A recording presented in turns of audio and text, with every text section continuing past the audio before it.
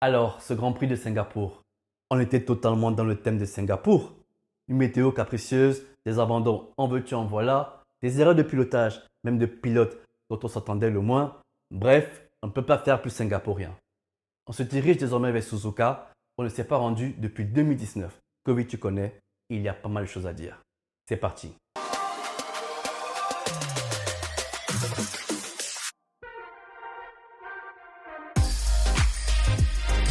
Finger Pilote.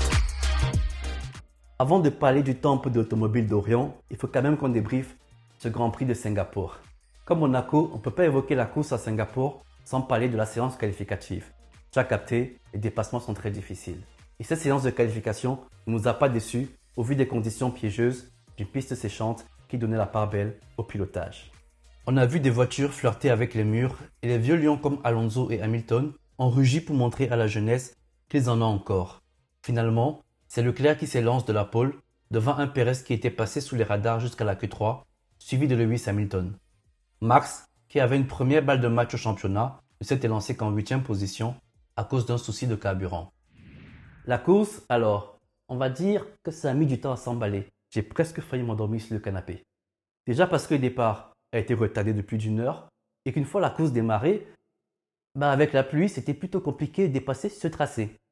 Et même lorsque la piste a commencé à sécher, la crainte de se retrouver en glisse sur les parties humides a dissuadé pas mal de pilotes.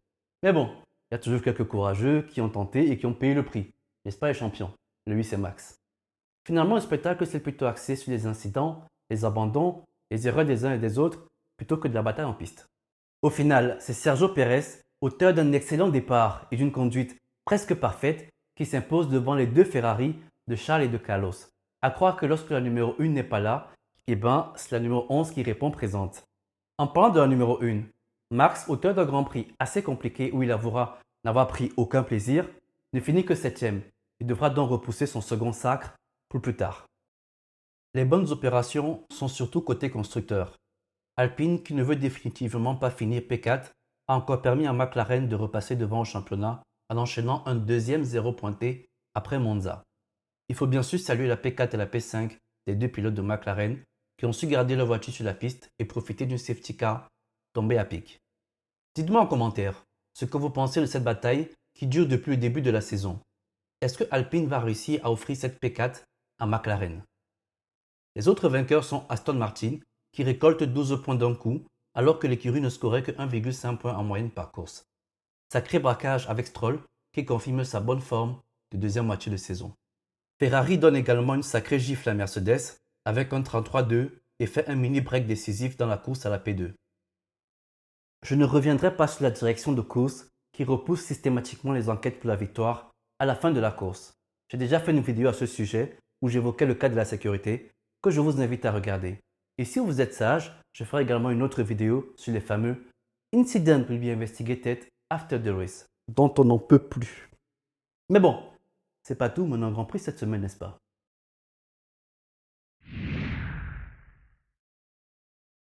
J'appelais tantôt Suzuka le temple de l'automobile d'Orient.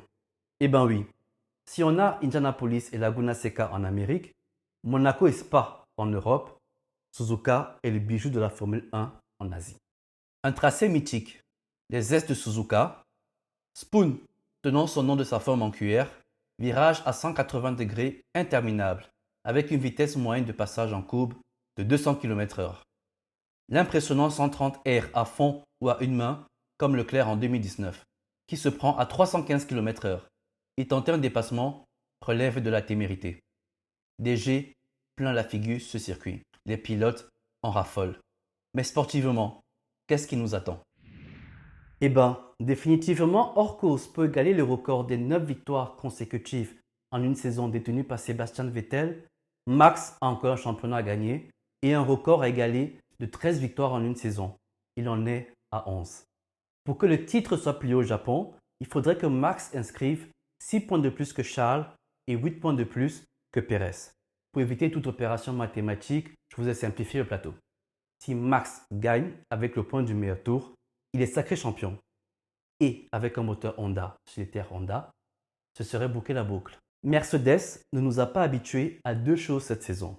Être bon en qualif et ridicule en course. effigie de l'optimisation.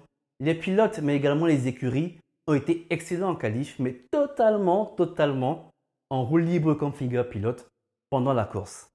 Eux qui poursuivent toujours leur première victoire, ils n'ont pas su profiter d'un moment de faiblesse de Max à Marina Bay.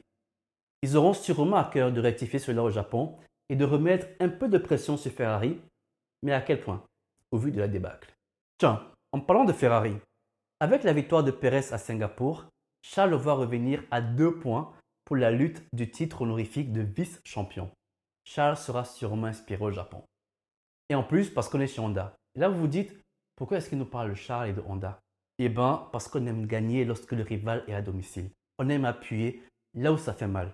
Et en plus, rappelez-vous, la dernière fois que la Scuderia Ferrari a gagné un Grand Prix, c'était en Autriche. On payait encore en francs. Vous vous rappelez? L'épaule, c'est bien, mais la victoire, c'est mieux. Alors les amis, on s'abonne pour les analyses de Finger Pilot, analyse de qualité. Enfin, on finit par Alpine. On a déjà parlé, mais l'écurie est sous pression. Leur avance construite au fil des Grands Prix s'est totalement effondrée à Singapour. Et tout est à refaire. De plus, les 2 pilotes sont sous la menace peut-être d'une pénalité moteur à Suzuka suite à la double casse à Singapour. La voiture a l'air d'évoluer sur le plan de la performance, mais la fiabilité, en tout cas, il leur reste 5 Grands Prix. Les horaires les amis, il faut qu'on en parle. J'espère que vous êtes d'humeur matinale. Tenez-vous bien, les essais libres 1 et 3 à 5 heures du matin. La dernière fois que j'étais debout à 5 heures du matin, je sortais d'une soirée dansante. Et ouais, la belle époque. Sinon, c'est 8 heures pour les essais libres 2 et les qualifications et 7 heures le dimanche pour la course. Ce Grand Prix du Japon, ça va se boire avec un petit café. Hein. Je pense qu'on peut faire un effort. Ça fait quand même 3 ans. Sinon, je me demande bien ce que je ferai le reste de la journée. Merci les amis de m'avoir suivi jusque-là. J'ai une excellente nouvelle à vous annoncer. On a traversé la barre des 550 abonnés les amis. Les amis, vous êtes incroyables. Incroyables les amis. La communauté s'agrandit et c'est un réel plaisir pour moi de continuer à poursuivre l'aventure avec vous. Ça me motive. Et bien, vu qu'on est si bien lancé les amis, on ne va pas s'arrêter là. Cap sur les 600 abonnés et on vise les 1000 abonnés pour la fin d'année. Vous savez ce qu'il vous reste à faire pour soutenir la chaîne? Un petit like avant de partir, un petit commentaire pour partager la passion les amis et surtout n'oubliez pas, partagez la vidéo avec vos amis et surtout, un petit bouton. Le bouton rouge, c'est tout ce que je demande. C'est tout ce que je demande. Abonnez-vous. C'était Finger Pilot. Ciao.